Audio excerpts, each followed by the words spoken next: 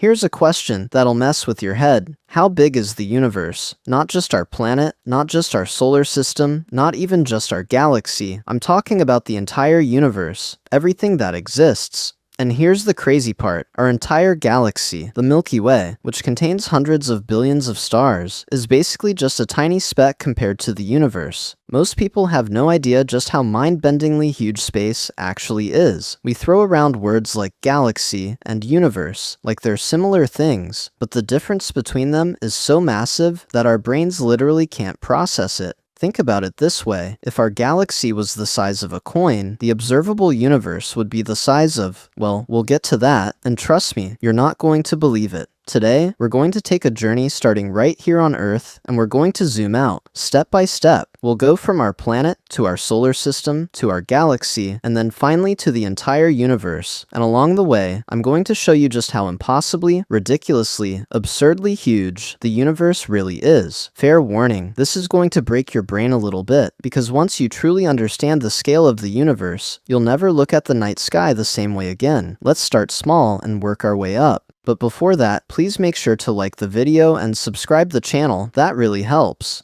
First, let's talk about Earth. This is home. This is where we are right now. And by human standards, Earth is pretty big. The diameter of Earth, that's the distance from one side to the other through the center, is about 7,900 miles. The distance around Earth at the equator is about 25,000 miles. If you wanted to walk all the way around the planet in a straight line, and you walk 20 miles a day every single day, it would take you about 3.5 years. That's big by everyday standards. But in space terms, Earth is nothing. Let's put it in perspective. The distance from Earth to the Moon is about 240,000 miles. That means you could fit about 30 Earths in a line between us and the Moon. Now, 240,000 miles sounds like a lot, and it is. The fastest any human has ever traveled was the Apollo 10 astronauts on their way back from the Moon, and they were going about 25,000 miles per hour. Even at that insane speed, it still took them 3 days to get home. But the Moon is basically our next-door neighbor in space terms. It's right there. And yet, even that tiny distance is huge compared to anything we experience in daily life. Now, let's zoom out a bit more. The Sun is about 93 million miles away from Earth. We call this distance 1 astronomical unit, or AU for short.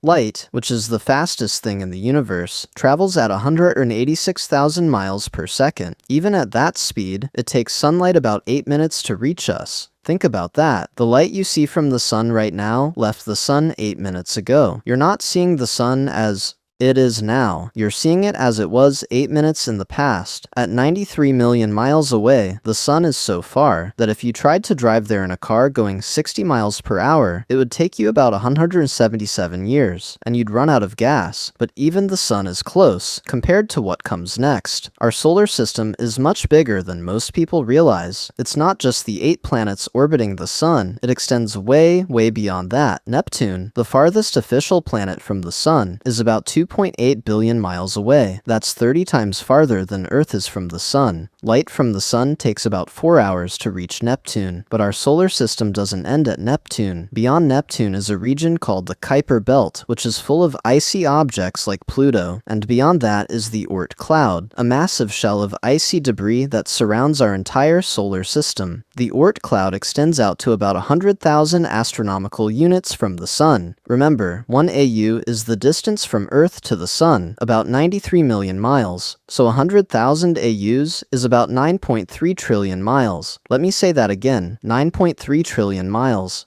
That's where our solar system actually ends. That's how far the sun's gravitational influence reaches. And light takes about 1.5 years to travel from the sun to the outer edge of the Oort cloud. Now, if you wanted to build a scale model of the solar system, here's what it would look like. If the sun was the size of a beach ball, Earth would be the size of a peppercorn, about 26 feet away. Neptune would be about 200 feet away, and the edge of the Oort cloud, that would be about 1,000 miles away. A beach ball in New York, and the edge of our solar system would be somewhere in Kansas. That's how big our solar system is. And yet, in space terms, our solar system is absolutely tiny because the nearest star to us, outside of our sun, is still way, way farther away. The closest star to our solar system is called Proxima Centauri. It's part of a triple star system called Alpha Centauri, and it's about 4.4 light years away. Now, let's talk about what a light year actually means. A light year is not a measure of time, it's a measure of distance. Specifically, it's the distance that light travels in 1 year, and since light moves at 186,000 miles per second, 1 light year is about 5.88 trillion miles. So Proxima Centauri is about 4.24 light years away, which means it's about 25 trillion miles from us. That's 2,500 times farther than the edge of our solar system. If you were traveling at 25,000 miles per hour, the speed of the Apollo astronauts, it would take you about 114,000 years to reach Proxima Centauri. That's longer than modern humans have existed. Remember that scale model I mentioned? If the sun was a beach ball in New York, and the edge of our solar system was in Kansas, then Proxima Centauri would be somewhere in South America, maybe Peru. And here's the thing, Proxima Centauri is our closest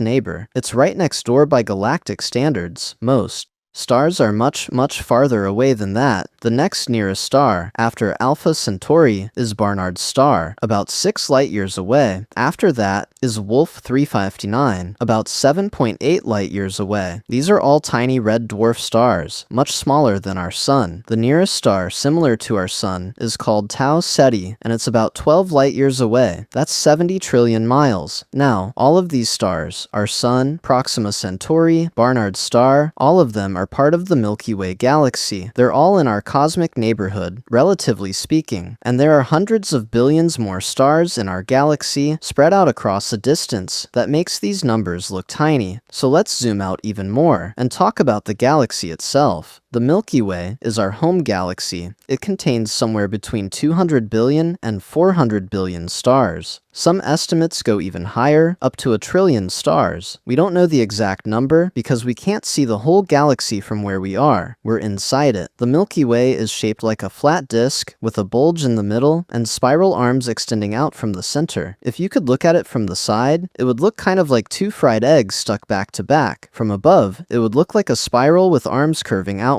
The diameter of the Milky Way, the distance from one side to the other, is about 100,000 light years. That's 587 trillion miles. Or to put it another way, that's about 587 followed by 12 zeros. It's a number so big it's basically meaningless to our brains. Our sun is located about 26,000 light years from the center of the galaxy, roughly halfway between the center and the outer edge. We're in a minor spiral arm, called the Orion Arm. Now here's something wild. Our entire solar system is orbiting around the center of the Milky Way. We're moving through space at about 514,000 miles per hour relative to the galactic center. Even at that incredible speed, it takes us about 230 million years to complete one orbit around the galaxy. The last time Earth was in this exact spot in the galaxy, dinosaurs were just starting to appear on Earth. That's how big the Milky Way is, and we're not alone. The Milky Way has hundreds of billions of stars. Many of those stars have planets. Some astronomers estimate there could be trillions of planets in our galaxy. Many of them might be similar to Earth. Some of them could even have life. But here's the thing, even with all those billions of stars, the Milky Way is mostly empty space. The distances between stars are so huge that if you were traveling at the speed of light, it would take you years or decades to get from one star to the next. And remember, nothing can actually travel at the speed of light except light itself. The Milky Way also isn't alone. It's part of something called the Local Group, which is a collection of about 54 galaxies. The biggest galaxy in the Local Group is called Andromeda, and it's actually larger than the Milky Way. Andromeda is about 2.5 million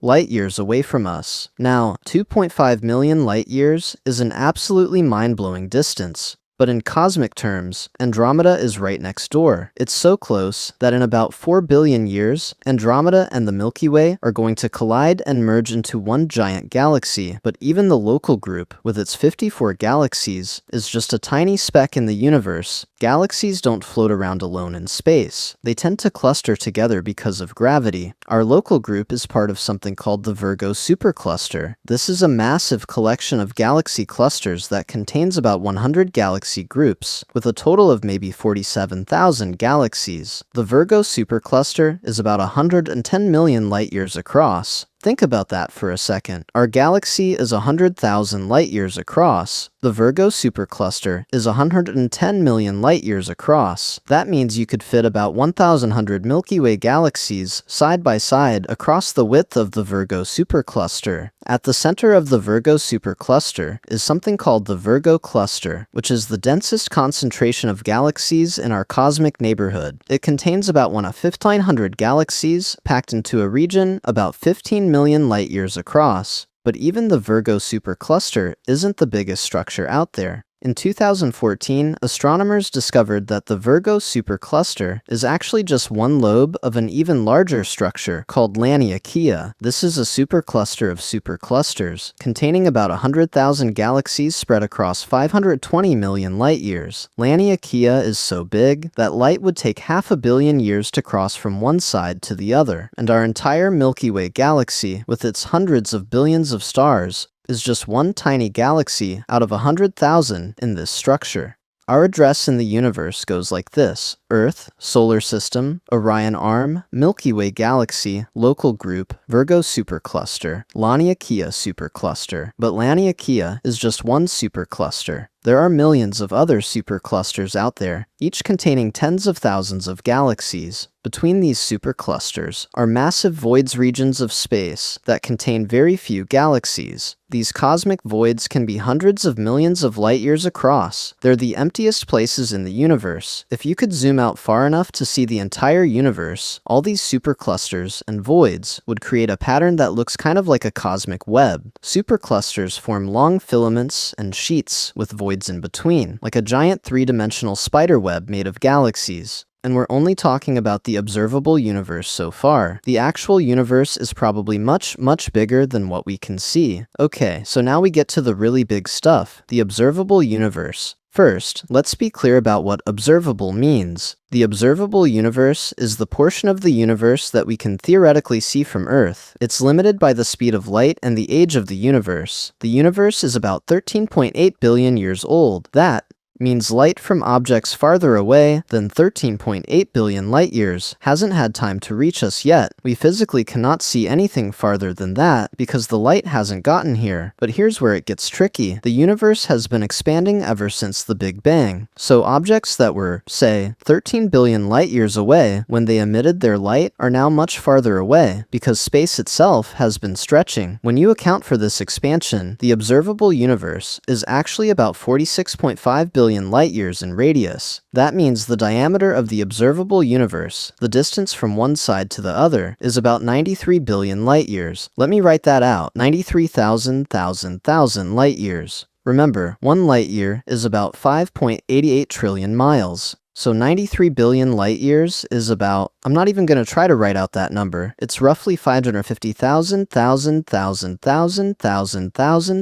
miles. That's 550 sextillion miles. Our brains cannot comprehend numbers this big. They're meaningless to us. So let's try some comparisons. If the Milky Way galaxy was shrunk down to the size of a quarter, about an inch across, the observable universe would be about 6,200 miles across. That's roughly the distance from Los Angeles to London. Or here's another way to think about it. If every star in the Milky Way was represented by a single grain of sand, you could fill several Olympic swimming pools. But if every galaxy in the observable universe was a grain of sand, you could fill every beach on Earth and still have sand left over. We estimate there are about 2 trillion galaxies in the observable universe. 2 trillion. Each one of those galaxies contains hundreds of billions of stars. That means the observable universe contains something like 200 billion trillion stars. That's more stars in the universe than grains of sand on all the beaches on Earth. And remember, that's just the observable universe. The actual universe is almost certainly much bigger. We just can't see the rest of it. So if the observable universe is 93 billion light-years across, how big is the actual universe? The honest answer is, we don't know, and we might never know.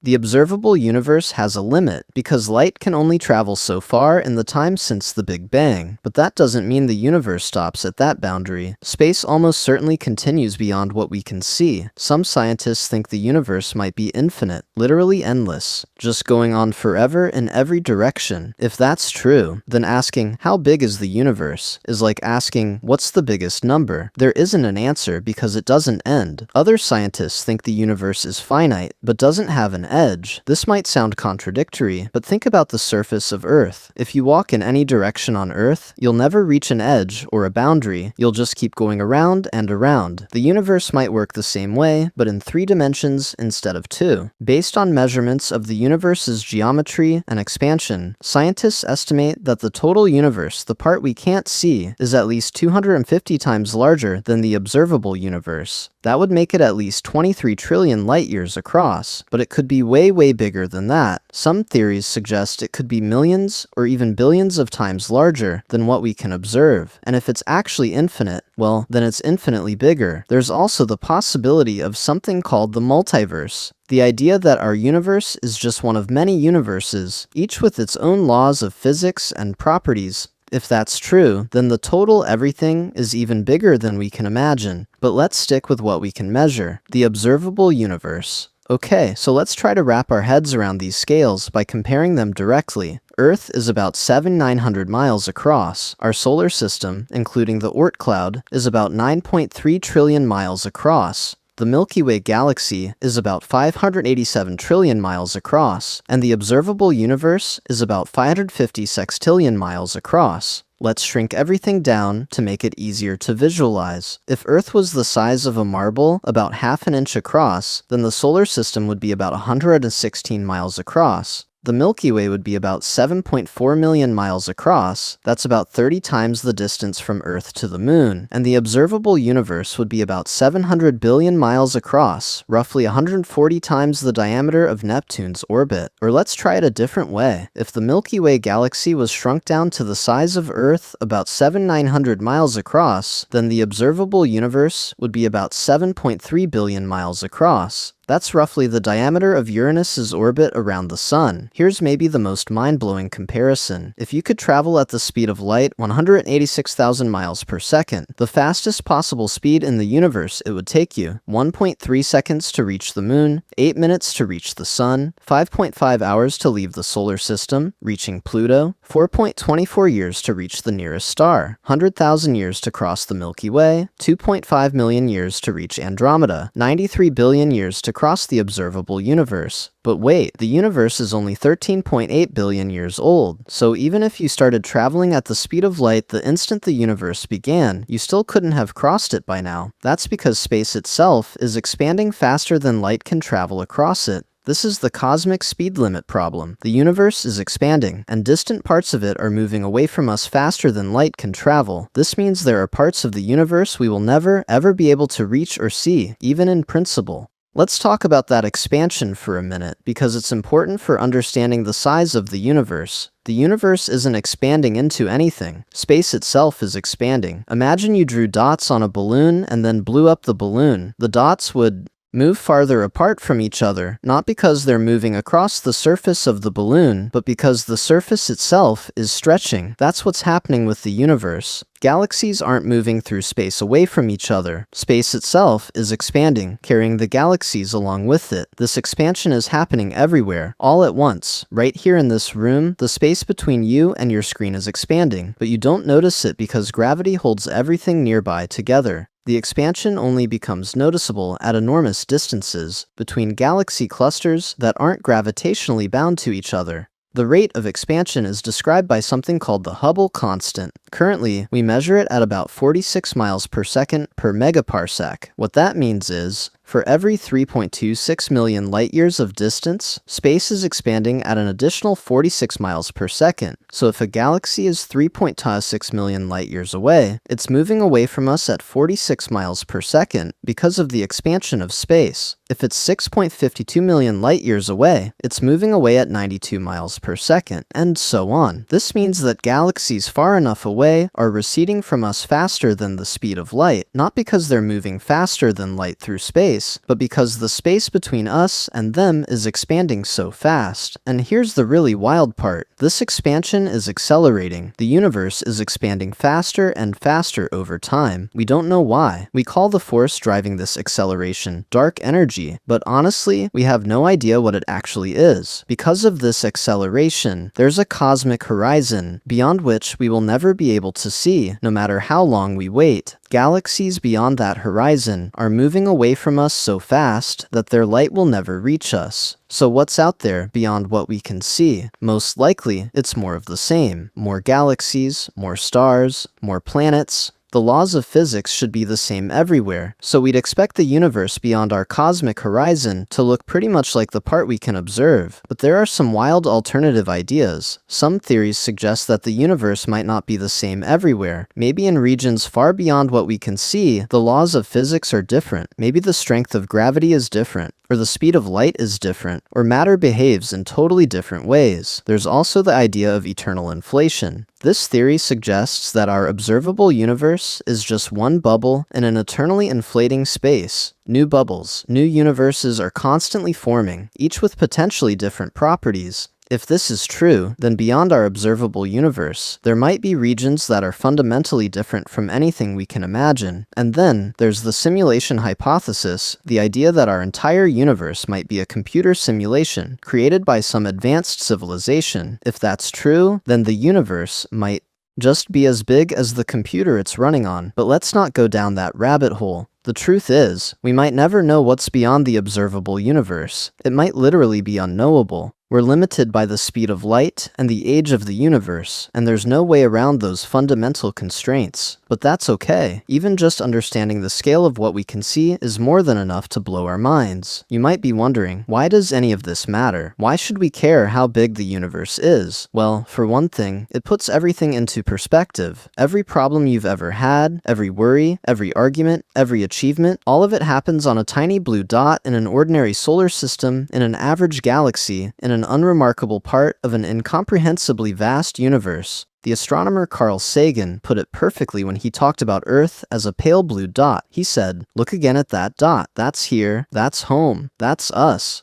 On it, everyone you love, everyone you know, everyone you ever heard of, every human being who ever was, lived out their lives." Understanding the scale of the universe changes how you see your place in it. It makes you realize how precious and fragile Earth is. It makes you wonder whether there's other life out there, and given the sheer number of planets in the universe, it seems almost certain that we're not alone. It also drives home just how limited our reach is. We've sent spacecraft to the edge of our solar system, but the nearest star is still impossibly far away. Traveling to another galaxy is beyond anything we can currently imagine. The universe is so big that even with our most advanced technology, we're still trapped in our tiny corner of it. But that's also what makes space exploration so important. Every time we launch a telescope, every time we send a probe to another planet, every time we make a new discovery, we're pushing back the boundaries of what we know. We're learning more about this incomprehensibly vast universe we live in. So let's recap. How big is the universe compared to our galaxy? The Milky Way galaxy is about 100,000 light-years across. The observable universe